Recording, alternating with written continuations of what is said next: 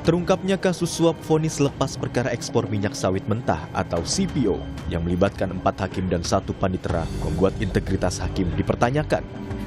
Menko Polhukam 2019 hingga 2024 Mahfud MD bilang, dunia peradilan di Indonesia sedang tidak baik-baik saja.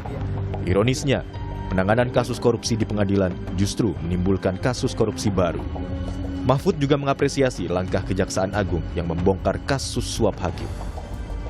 Ya, kalau melihat seluruh rangkaian kejadian dalam beberapa waktu terakhir ini, memang nampaknya dunia peradilan kita itu kan, saya minta maaf harus mengatakan sudah sangat busuk gitu ya. Di mana-mana selalu terjadi korupsi, terutama kalau menyangkut kasus yang korupsi. Jadi korupsi itu menimbulkan korupsi baru justru di pengadilan. Kejaksaan Agung ini sekarang bagus ya, langkah-langkahnya yang terakhir ini relatif bagus dan mungkin menjadi yang paling tidak saat ini menjadi yang terbagus di antara penegak hukum yang lain dengan temuan-temuan dan langkah-langkahnya. Sementara itu, kata Hakim Mahkamah Konstitusi 2003-2008 Marwarar Siahaan, Presiden harus turun tangan untuk mendorong perubahan serta pengawasan kinerja hakim.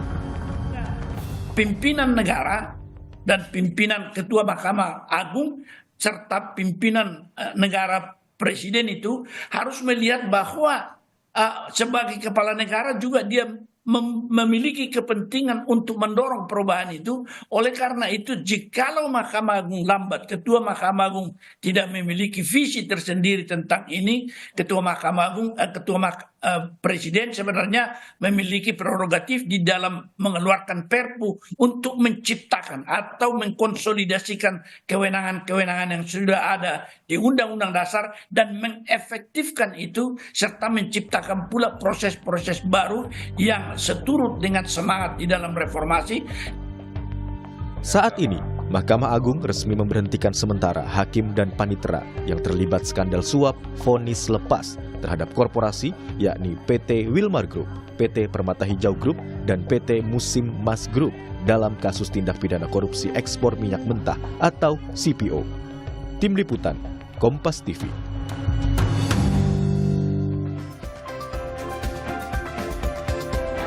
Saudara, kasus hakim serakah yang rela integritasnya ditukar dengan rupiah dan kendaraan mewah kembali terjadi.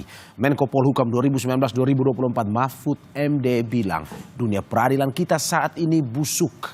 Penanganan kasus korupsi di pengadilan justru menimbulkan kasus korupsi baru.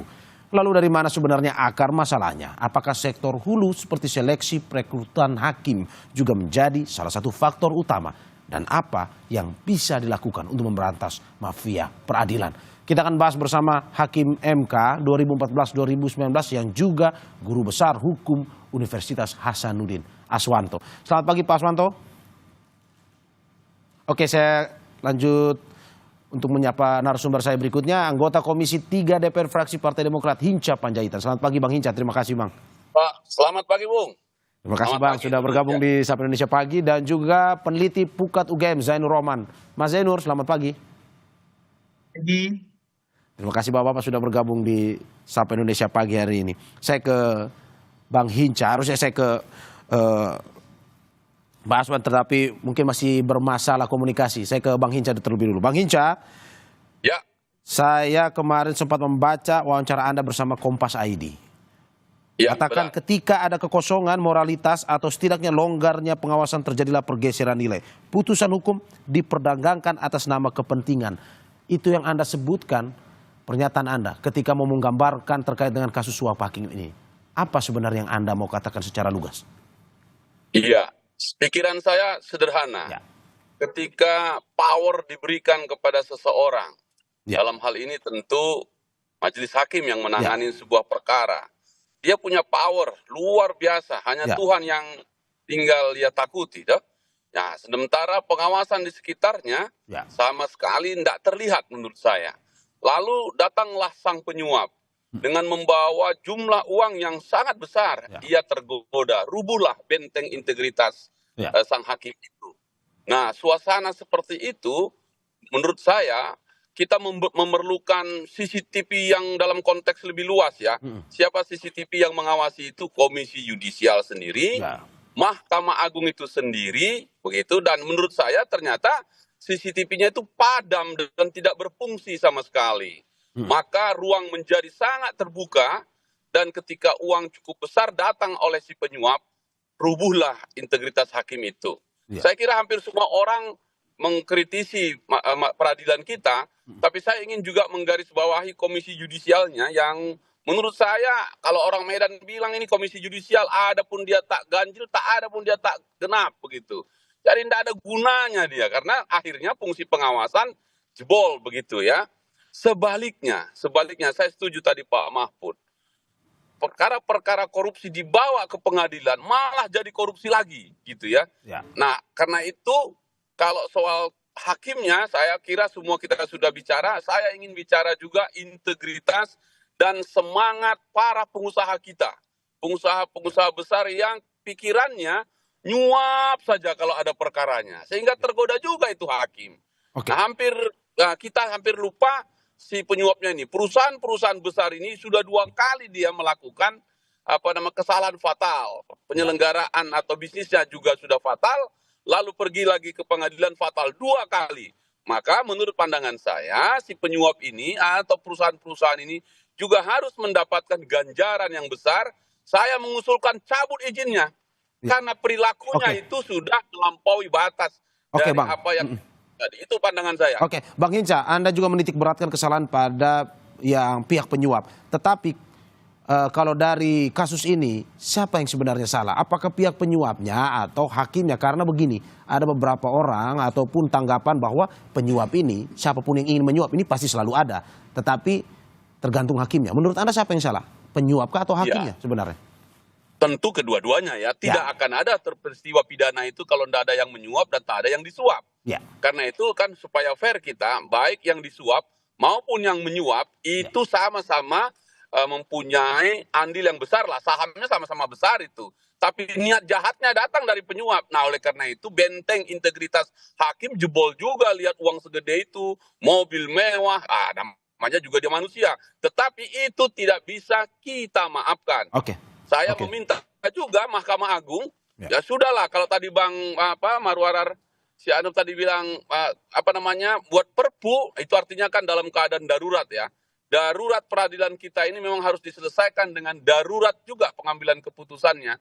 Saya setuju itu. Nah, karena itu Presiden cita-citanya tuh jelas ya untuk memberantas korupsi. Nah, tiba-tiba si pengambil keputusan terakhir malah jebol begitu. Karena itu sudah darurat, saya pun setuju Presiden Prabowo keluarkan perpu, perbaiki itu undang-undang tentang Mahkamah Agung dan perekrutan hakim. Ya. Saya kira itu paling depannya gitu. Oke, saya ke Pak Aswanto. Pak Aswanto, selamat pagi, sudah bisa mendengar suara saya? Sudah bisa Pak, cuma mohon maaf agak ribut karena ini lagi di bandara. Oke, terima kasih Pak sudah menyempatkan waktu untuk bergabung di dialog pagi ini. Pak Aswanto, seperti kata Pak Hinca, integritaslah yang dibutuhkan saat ini. Pun juga ada reformasi hukum besar-besaran untuk para hakim ini. Menurut Anda seperti apa? Ya, pertama saya kira kalau ada suap itu nggak bisa kita salahkan yang menyuap. Kalau menyuap hakim itu ya. Ya tentu hakimnya yang harus salah. Oh, Anda menitik beratkan pada hakim sebenarnya, bukan pada penyuapnya. Ya. Oke. Ya kalau yang menggoda itu banyak yang tergoda gitu. Nah kalau hakim kan mestinya yang ada di sana itu adalah orang-orang yang punya etika dan moral yang sudah dijamin gitu. Ya. Nah, kalau kita lihat misalnya perbandingan di beberapa negara di dunia, mekanisme yang mereka gunakan untuk menjaga marwah hakim itu ada 2 model sebenarnya. Ada model pengawasan internal dan ada model pengawasan eksternal. Nah, kalau kita bandingkan antara keduanya, misalnya di Amerika. Di Amerika itu pengawasan internal, ada Congress of Judicial yang menjagai hakim gitu. Ya itu memang kita lihat kalau ada hakim yang melakukan kesalahan seperti menerima suap atau korupsi, tidak ada ampun, itu harus dipecat. Nah, tapi ada juga negara yang sebenarnya tidak menggunakan model pengawasan eksternal seperti Jepang, tapi itu jarang sekali terjadi. karena memang moralnya hakim gitu. Nah, kalau kita di Indonesia, kita punya pengawas eksternal, ada komisi yudisial, tapi faktanya masih tetap aja terjadi gitu. Nah, saya kira ini juga menurut saya warning buat teman-teman di KY. Apa yang mereka kerjakan gitu? Oke, Apa yang mereka kerjakan? oke. Mestinya kalau ada hakim yang melakukan pelanggaran tidak ada ampun. Di banyak negara, kalau hakim yang melakukan pelanggaran itu tidak ada ampun dan hukumannya harus berlipat ganda dari kalau orang biasa yang melakukan pelanggaran. Oke, Jadi oke, kalau hakim yang melakukan korupsi mestinya diperberat, kalau perlu dihukum mati mereka gitu. oke, oke. Pak Aswanto, ini kita mengutip Ya. tadi sudah saya sampaikan. Menko Polhukam 2019-2024, Mahfud MD bilang dunia peradilan kita saat ini busuk sebenarnya. Kalau mengutip seperti ini, bagaimana ke hulunya sebenarnya? Kita akan melihatnya ke hulu terkait dengan penerimaan persyaratan atau seleksi penerimaan hakim ini. Apakah memang sebenarnya tidak ada masalah penerimaan hakim ini sudah berjalan begitu baik, pengawasannya juga. Mungkin saja dia terjerembab di tengah-tengah ketika sudah berkarir atau berprofesi sebagai hakim ini, atau sebenarnya ada masalah di hulu? Saya kira kita susah untuk menyalakan di hulu saja atau di Ya. tengah perjalanan. Oke. Ini mestinya harus dilihat. Di hulunya harus diantisipasi. Saya kembali mengajar di fakultas, saya selalu tanamkan kepada teman-teman adik-adik mahasiswa, saya mengatakan ini kalau Anda mau menjadi penegak hukum, pertama harus moral. Ya. Harus moral. Nah, lalu kemudian bisa saja ketika dia diterima mungkin dia merasa moralnya bagus, tapi kemudian dia tergoda, ya ini bisa akhirnya menyimpang gitu. Nah, untuk mencegah godaan-godaan di tengah, itu mesti ada kebijakan pemerintah. Apa kebijakan pemerintah? Misalnya di beberapa negara, memang gaji hakim itu digedein. Digedein sehingga mereka tidak tergoda lagi. Kalau dia sudah punya moral, lalu kemudian di tengah-tengah dia sudah mendapat kehidupan yang layak, ya mestinya kalau dia tergoda lagi, ya itu harus dipidana mati mestinya. Oke, Pak Aswanto, berarti Anda mau bilang bahwa walaupun mereka baru masuk, baru menjalankan profesi sebagai hakim, pun juga kalau tidak ada integritas bisa tergoda suap juga ya? Ya, integrasi dan saya kira saya kembali mengajar di fakultas. Saya selalu tanamkan kepada mahasiswa, Anda harus tidak seperti aparatur penegak hukum yang ada sekarang ketika nanti Anda menjadi aparatur penegak hukum. Oke, saya ke Mas Zainur Rohman. Mas Zainur, bagaimana melihat potret kasus-kasus suap terhadap hakim ini? Di mana bahwa tidak, kalau tadi kata Pak Aswanto, belum tentu juga ada kesalahan di dalam seleksi hakim tersebut, penerimaan hakim tersebut. Ini soal integritas kalau kata Bang Hinca juga. Menurut Anda seperti apa? Ya, kalau kita lihat kasusnya terus berulang, Ya. berarti bukan satu kesalahan karena orang terpeleset, tetapi merupakan satu problem sistemik. Kita tahu ya, sebelumnya ada kasus di PN Surabaya, sebelumnya ada kasus Hakim Agung, sebelumnya ada kasus-kasus yang lain, banyak sekali kasus tidak pernah berhenti melibatkan institusi penegak hukum kita termasuk Mahkamah Agung dan badan peradilan di bawahnya. Artinya ada persoalan yang bersifat sistemik, tidak bisa dibebankan pada personal orangnya, hakimnya. Kita harus lihat dari sisi sistem itu. Yang pertama saya lihat memang yang paling susah untuk diubah itu adalah culture, ya. Itu bisa disebut sebagai culture set dan juga mindset. Kebiasaan-kebiasaan yang telah berlangsung puluhan tahun, tetapi susah sekali untuk diubah. Ketika di dalam satu organisasi ada orang yang bersedia untuk menerima suap, maka kemudian ini bisa menular kepada yang lain-lain. Nah, kita lihat sebenarnya masyarakat setiap hari menghadapi proses penegakan hukum itu selalu menghadapi apa yang disebut sebagai pungli, pemerasan, tawaran untuk suap, permintaan untuk memberikan gratifikasi, itu masyarakat mengalami sendiri setiap harinya. Artinya ini memang satu kebiasaan lama yang saya yakin juga tidak hanya sekadar di MA dan badan peradilan di bawahnya. Ini juga terjadi di penegak hukum yang lain. Dari hulunya, dari penyidiknya, sampai kemudian kepada jaksanya dan terakhir hakimnya. Jangan lupa satu lagi, advokatnya. Di mana peran advokat itu? Advokat seharusnya sebagai pembela hukum ternyata hanya menjadi tukang antar uang suap gitu ya. Jadi yang pertama saya lihat adalah dari sisi kultur yang belum bisa diubah. Bahkan kultur ini mencengkeram begitu kuatnya di institusi-institusi penegak hukum kita. Yang kedua adalah kegagalan di dalam melakukan pembinaan dan pengawasan. Ya mau nggak mau memang kita harus bicara soal pengawasan. Pengawasan itu kan di internal mulai dari Bawas MA, kemudian oleh Pengadilan Tinggi, kemudian pengawasan atasan langsung yaitu ketua pengadilan gitu ya. Tetapi yang memang sampai saat ini belum berjalan sepertinya adalah pengawasan sesama kolega. Hakim mengawasi hakim yang lain, itu yang belum berjalan. Kenapa? Karena ada rasa takut, khawatir terhadap jaminan keamanan, jaminan karir kalau misalnya meniup peluit, melaporkan kepada Bawas misalnya bahwa temannya terindikasi menerima suap misalnya, dan tidak ada penghargaan. Toh kalau misalnya hakim yang baik, hakim yang bersih, hakim yang lurus mengetahui temannya, koleganya menerima suap, juga tidak ada penghargaan apapun di Indonesia sampai sekarang. Memang ada PP Partisipasi Masyarakat dalam Pemberantasan Korupsi, tapi PP itu tidak pernah digunakan, tidak pernah dilaksanakan. Artinya ini juga ada problem macetnya pengawasan body system di antara sesama kolega. Yang ketiga saya melihat ini kejahatan ini Bang Mario, ini kan satu kejahatan yang terorganisir. Makanya kan kita sebut sebagai mafia gitu ya. Berjejaring, bayangkan yang menjadi perantara itu adalah KPN Jaksel. Lokus deliktinya itu di PN Jakpus. Kemudian salah satu perantara pentingnya adalah Panitera Muda Perdata Jakarta Utara. Bayangkan ini kolaborasi di Jakarta Raya ya, kolaborasi melakukan korupsi. Ketua Pengadilan Negeri Jakarta Selatan, Panitera Muda Perdata Jakarta Utara, dan hakim-hakim di Pengadilan Negeri Jakarta Pusat. Artinya apa? Ada jejaring antara mereka para pelaku ini.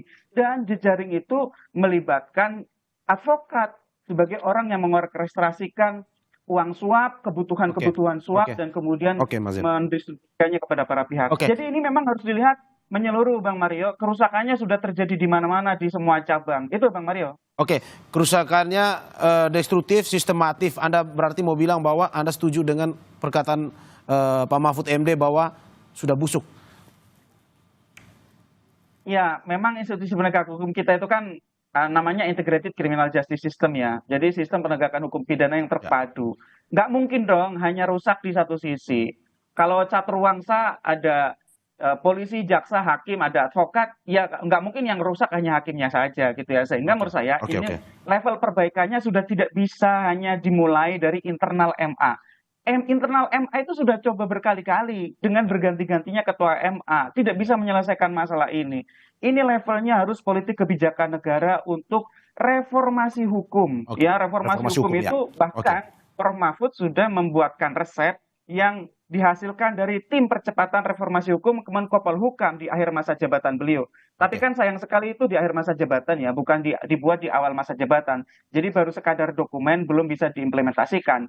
Di sana itu ada banyak rekomendasi mulai dari bagaimana memperbaiki dasar hukum yang memberikan kewenangan kepada APH kita sehingga APH kita itu kewenangannya sangat besar, akuntabilitas dan pengawasannya sangat rendah. Oleh karena itu kan salah satu hajatan terbesar di depan mata adalah revisi KUHAP untuk menyeimbangkan, jangan melulu bertumpu pada crime control model, tapi juga bagaimana menjamin due process of law. Itu Mas juga bagaimana memperbaiki kesejahteraan, pengawasan dan seterusnya, Mas Mario. Saya ke Bang Hinca. Bang Hinca, tadi sudah terkait dengan kesejahteraan disinggung sedikit oleh Mas Zainur, pun juga oleh Pak Aswanto. Bagaimana Anda melihat bahwa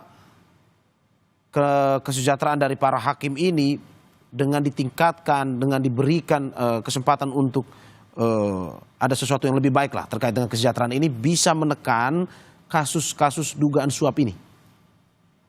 Dari pandangan saya setuju tadi dengan Bung Jainur ya, bahwa ini kita lagi menyiapkan revisi KUHAP. Jadi klaster-klaster mulai dari penyidik, penuntut ke hakim. Nah, kita bicara hakimnya ini. Maka KUHAP ini instrumen kita yang saya kira di depan mata ketika 44 tahun ini berjalan belum bisa mencegah atau mengatasi masalah ini. Saya berharap sekali, saya ingin soal ini akan masuk di dalam KUHAP kita, sehingga ini kesempatan terbaik untuk reformasi hukum tadi yang disebutkan itu. Nah, yang kedua, mengenai kesejahteraan itu, pandangan saya, sepanjang integritasnya masih tetap tergoda, berapapun gajinya atau berapapun pendapatannya, tetap ia akan runtuh gitu. Nah, yang terakhir, saya berpikir begini, karena teknologi sudah cukup maju dan kami sedang berpikir juga bahwa saya tadi menggunakan istilah CCTV dalam artian fisik dan dalam artian yang luas gitu ya. Saya ingin mengusulkan memang kepada Mahkamah Agung supaya itu seluruh hakim-hakim kemanapun berangkat itu pasang aja lah kamera di badannya supaya terkontrol langsung ke badan pengawas Mahkamah Agung. Konkretnya begitulah. Karena kita sudah merasa bahwa teknologi ada dan mereka kita kontrol 24 jam, itu yang disebut Pak Aswanto tadi, kontrol internal. Dengan demikian lebih terpantau gitu ya. Kalau teknologi itu ada, saya kira teknologi ini bisa kita gunakan untuk mengurangi atau setidaknya mendeteksi sejak dini. Misalnya di KUHP itu kita berpikir mulai dari pemeriksaan awal sudah harus ada CCTV yang rekamannya lengkap begitu ya.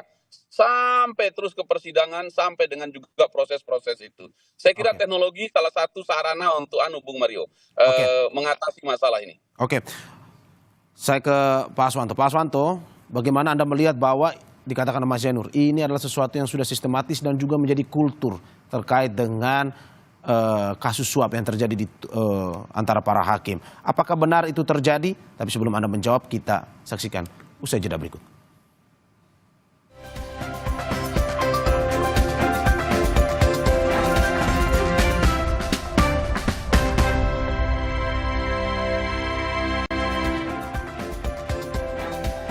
Terima kasih masih di Sapa Indonesia Pagi bersama saya Marsara dan sejumlah narasumber saya. Hakim MK 2014-2019 yang juga Guru Besar Hukum Universitas Hasanuddin Aswanto, serta anggota Komisi 3 DPR fraksi Partai Demokrat Hinca Panjaitan dan juga peneliti Pukat UGM Zainur Rohman. Saya ke Pak Aswanto. Pak Aswanto, bagaimana Anda melihat tadi Mas Zainur sudah mengatakan bahwa ini sesuatu yang bersifat sistematis, bahkan sudah menjadi kultur sebenarnya perilaku koruptif yang terjadi di antara para hakim. Menurut Anda seperti itu dari pengamat Anda sebagai mantan hakim MK? Ya, saya punya pengalaman sebagai hakim gitu ya. 9 tahun saya jadi hakim di Mahkamah Konstitusi. Memang godaan itu banyak. Jadi kalau kita mengatakan itu kultur, sebenarnya enggak juga. Ya. Itu tergantung pada moral masing-masing hakim. Ya. Dan moral hakim ini banyak dipengaruhi oleh oleh faktor-faktor gitu. Antara lain misalnya soal kesejahteraan. Saya tidak menjamin 100%, tapi saya yakin teman-teman hakim di MK itu tidak gampang tergoda oleh godaan-godaan orang yang mau melakukan suap gitu. Ya. Kenapa tidak gampang tergoda? Karena kesejahteraan hakim di MK itu sudah luar biasa. Ya. Hakim MK itu bisa take home pay 200 juta satu bulan gitu. Ya. Nah kalau kita lihat misalnya di Jepang, kenapa hakim di Jepang integritasnya lebih tinggi? Karena penghasilannya luar biasa. Misalnya hakim yang baru.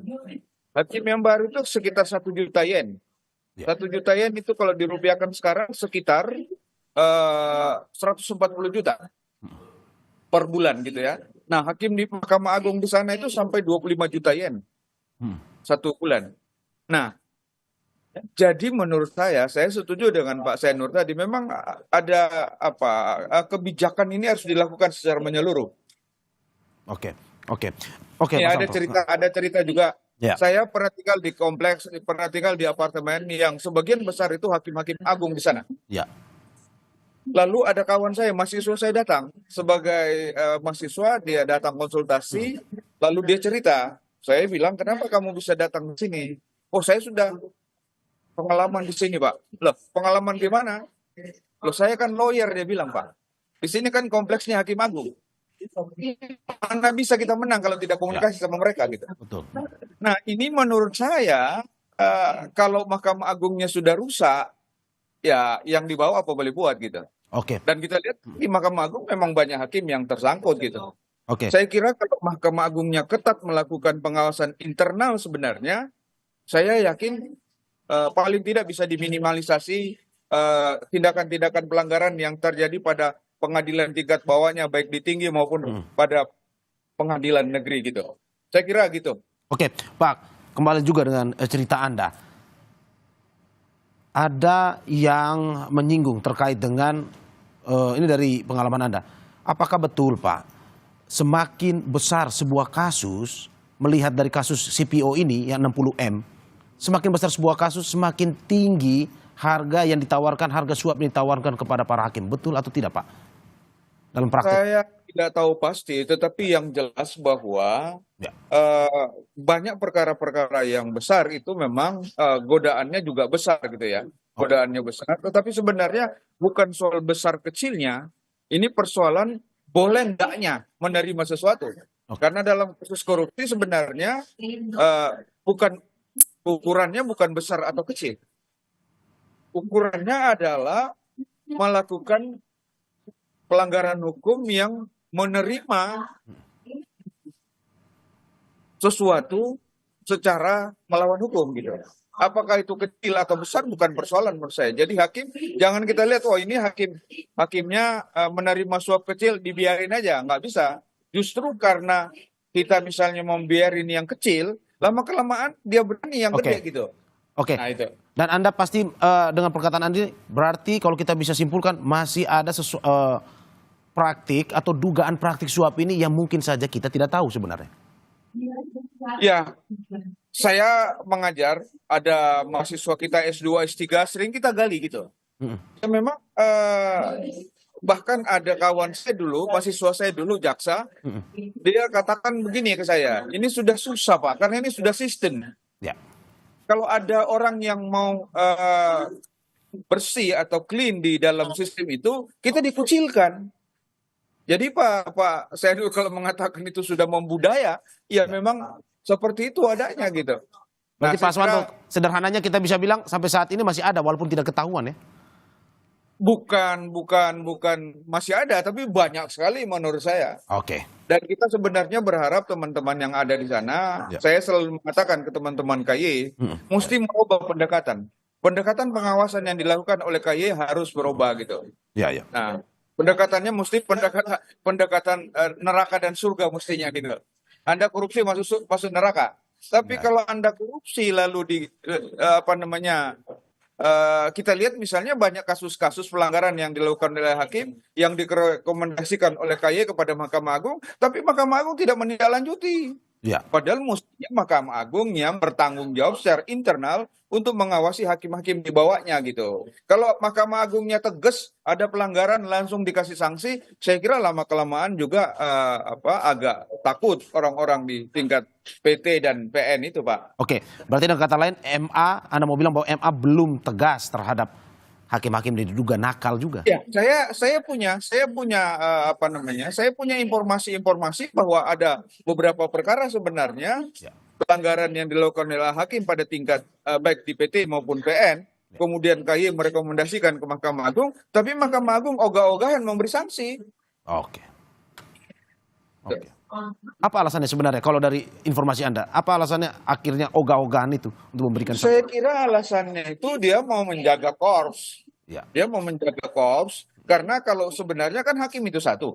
Kalau rusak di tingkat PN atau rusak di tingkat PT ya sebenarnya hakim yang rusak gitu.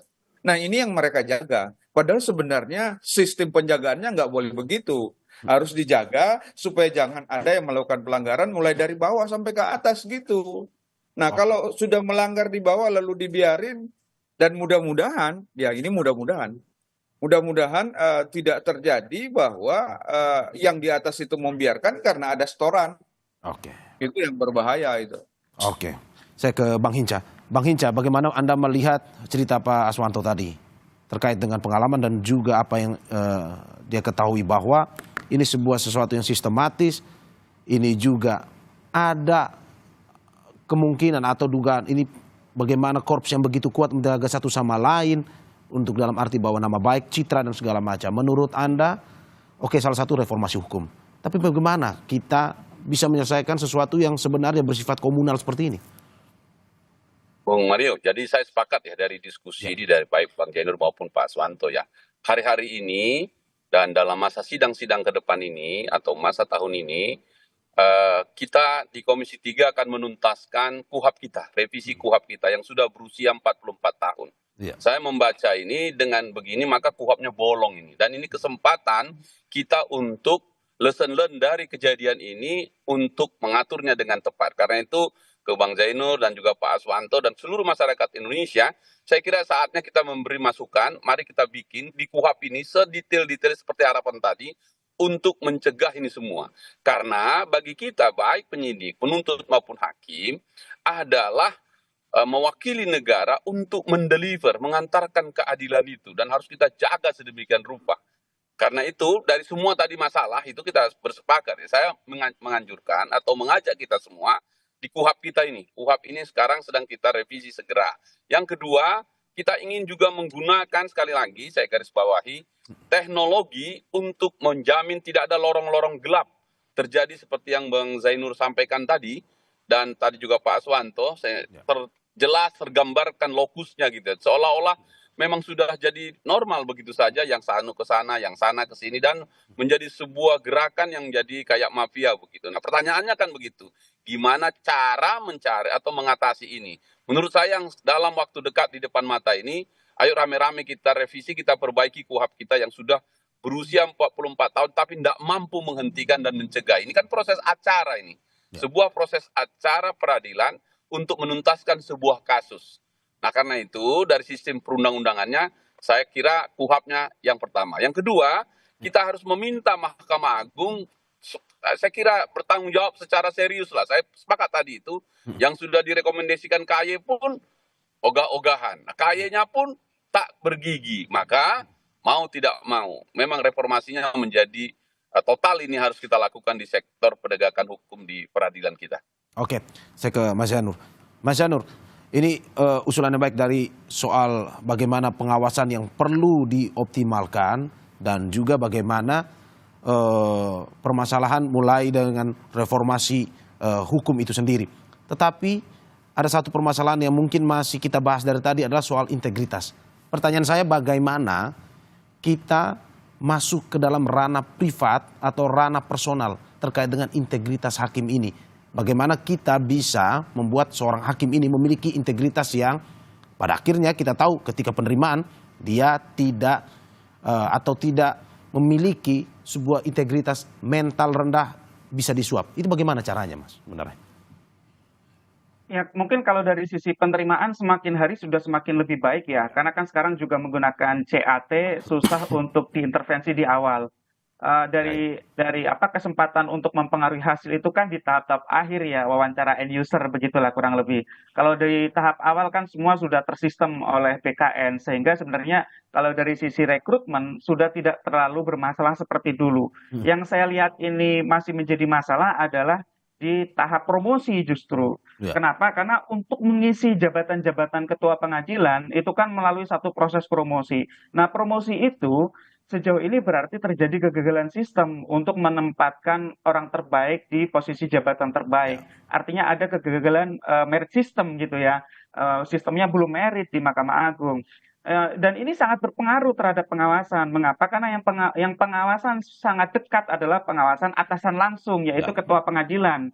Nah, ada sebenarnya di Mahkamah Agung itu kalau tidak salah ada Perma nomor 8 tahun 2016, di mana di sana diatur bagaimana atasan langsung ketua-ketua pengadilan itu punya kewajiban untuk melakukan pengawasan dan pembinaan kepada anggotanya.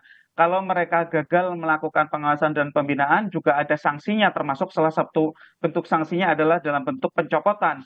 Tetapi yang masih menjadi masalah adalah kalau ketua-ketua pengadilan ini adalah orang-orang yang tidak berintegritas, ya anak buahnya akan lebih brutal lagi, akan lebih kotor lagi. Nah, ini yang sekarang sebenarnya perlu untuk dilakukan review menyeluruh. Dan review ini juga sebenarnya tidak boleh hanya sekadar di Mahkamah Agung. Ini perlu juga dilakukan di Kejaksaan dan di Kepolisian melalui perintah secara terpusat oleh Presiden untuk adanya review terhadap posisi-posisi jabatan penting, khususnya ketua-ketua pengadilan maupun jenis-jenis jabatan lain di Mahkamah Agung dan badan peradilan di bawahnya dan di institusi penegak hukum lain untuk melihat ya siapa saja yang masih potensial untuk memimpin dan siapa saja yang terindikasi punya masalah-masalah hukum, menerima suap, berkasus dan seterusnya, sehingga yang berkasus harusnya diproses, ditegakkan kode etik, kemudian di-cut. Saya ingat betul dulu saya pernah mendapatkan materi dari dosen saya itu ada istilah kalau untuk negara yang sudah sangat korup itu solusinya cuma satu, kill all the lawyer gitu ya. Ya. Ganti semua lawyer kita. Lawyer itu artinya ya tidak hanya advokat, di situ ada penyidiknya, ada jaksanya, ada hakimnya. Itu adalah ungkapan putus asa dalam tanda kutip karena sudah seperti tidak ada solusi lagi. Nah, artinya yang bisa dilakukan secara real adalah dengan melakukan penggantian terhadap pimpinan-pimpinan pengadilan yang tidak berintegritas. Itu bisa dilakukan dengan review oleh Mahkamah Agung dan juga di masing-masing institusi penegak hukum lain. Nah, sampai sekarang yang kita lihat justru orang-orang baik, orang-orang lurus, orang-orang bersih itu tersisih ya dari jabatan-jabatan penting. Mereka tidak oportunis seperti halnya orang-orang yang biasa menerima suap gitu ya. Orang-orang yang baik ini sayang sekali tidak terfasilitasi oleh sistem ya. Kemudian akibatnya apa? Akibatnya ya kalau pimpinannya kotor, ya anak buahnya akan lebih kotor. Itu terlihat misalnya di PN Surabaya gitu ya, di WKPN Jakarta Pusat yang kemudian pindah menjadi KPN Jaksel gitu ya. Nah, sehingga ini penting sekali untuk pimpinan itu punya tanggung jawab melakukan pengawasan, melakukan pembinaan. Jadi ya memang harus bersama-sama, Mas. Ini kan ujian seumur hidup ya, ujian integritas itu. Harus selalu diingatkan dan diingatkan. Betul, saat seleksi dicari yang bersih, tetapi sambil jalan dalam pembinaan itu terus diingatkan. Ini kan kalau dalam bahasa iman itu yazid wa yanqus ya, naik dan turun tuh. Jadi harus selalu diingatkan kalau yang tetap nakal, Bang Mario, harus dibuang dari posisinya. Pembinaan dan pengawasan jadi kunci utama. Saya ke Bang Hinca, terakhir Bang Hinca, bahwa seperti yang Anda bilang tadi pun juga setelah kasus ini Mahkamah Agung berencana merevisi keputusan Mahkamah Agung yang menjadi dasar aturan mutasi dan promosi hakim. Selain itu, seperti Anda usulkan juga bagaimana MA berupaya menghindari adanya perkara pesanan dengan menerapkan sistem robotik. Dalam arti ada transparansi, penggunaan kemustakhiran dari percepatan perkembangan teknologi ini untuk pada akhirnya meminimalisir atau bahkan menghapus perilaku koruptif yang terjadi di antara para hakim. Menurut Anda apakah ini sudah benar ke depan selain dengan apa yang tadi Anda sampaikan, ataukah apa saja usulan Anda ke depan terkait dengan reformasi di tubuh hakim itu sendiri? Ya, apa yang disampaikan Bung Mario tadi itu satu sikap politik saya yang menurut saya hari-hari ini penting ya. Dan yang kedua adalah tidak bisa lagi waktu diulur-ulur ini karena rentetannya sedemikian rupa, maka semualah kita Mahkamah Agung itu harus segera menyatakanlah dengan terbuka dan mengambil sikap yang darurat terhadap situasi ini supaya trust publik tercapai. Kami yang di DPR juga dengan dukungan masyarakat, Bang Zainur, Pak Aswanto dan semua kawan-kawan, ayo kita bersepakat lagi atau menyiapkan energi kita penuh untuk mengatasinya dalam waktu yang singkat ini akan ada revisi KUHP ini. Karena KUHP itulah the engine, ya mesin untuk pengantar keadilan itu, mengontrol seluruh aparat penegak hukum itu supaya dia tetap berintegritas tinggi, bermoral tinggi, dan tidak tergoda dengan godaan-godaan yang sangat menggiurkan dalam konteks seperti ini. Gitu. Saya ke Pak Aswanto terakhir, Pak. Apa usulan Anda? Bagaimana kita akhirnya masyarakat bisa kembali percaya kepada sistem peradilan kita bahwa ini menghadirkan sebuah sistem hukum yang benar-benar adil untuk masyarakat? Ya, tentu ada dua sisi yang menurut saya. Sisi pertama adalah moral dari hakim-hakim itu sendiri. Dan sisi kedua tentunya adalah pengawasan yang ketat dari lembaga yang mestinya diberi kewenangan untuk mengawasi. Karena ada lembaga pengawas eksternal, ada KY, ada pengawas internal sebenarnya Mahkamah Agung gitu. Tentu di samping regulasinya kita benahi seperti yang Bang Hinca tadi katakan. Kami Bang Hinca sudah berkali-kali berdiskusi mengenai rancangan KUHP. Cuma agak bingung kita, banyak sekali rancangan yang beredar, Mas. Kalau bisa kita dikasih rancangan yang dibahas di DPR. Ada berapa versi rancangan yang beredar, Mas? Baik, Pak Aswanto. Nanti kita pastikan yang satu saja dari DPR yang beredar. Makasih, Pak. Saya mohon maaf sekalian saya leave karena sudah mau boarding. Oke, terima kasih Pak Aswanto. Hati-hati dalam perjalanan Anda. Dan terima kasih juga Terima kasih, Bapak-bapak Mas atas apa yang Hinca, disampaikan. Pak Senur, Semoga makasih, memberikan Pak masukan. Ya, terima kasih Bantu, Pak. makasih. Semoga memberikan masukan kepada kita terkait dengan sistem peradilan yang lebih adil dan juga pada akhirnya untuk masyarakat. Terima kasih Hakim MK 2014-2019 yang juga Guru Besar Hukum Universitas Hasanuddin Aswanto. Terima kasih Pak. Dan juga anggota Komisi 3 DPR fraksi Partai Demokrat Hinca Panjaitan serta peneliti Pukat UGM Zainur Rohman atas waktunya. Sehat-sehat Bapak-bapak.